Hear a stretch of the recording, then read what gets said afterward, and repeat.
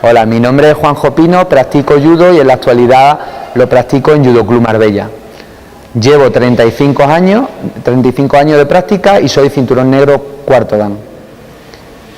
Mi pasión por el judo comenzó viendo películas de artes marciales de pequeño con mis padres en el cine y nos dimos cuenta que en Marbella, en mi ciudad, había un club que practicaba este deporte. Desde la primera clase me encantó la dinámica y hasta el día de hoy. Nuestro deporte no requiere una habilidad ni una cualidad específica para empezar a practicarlo y es al contrario, es el propio deporte el que proporciona a lo largo de los años ciertas habilidades a la persona que lo practica.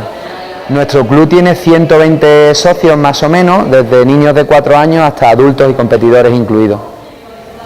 En nuestro club yo soy uno de los profesores junto con Alejandro, que es mi hermano, y trabajamos con niños de diferentes edades.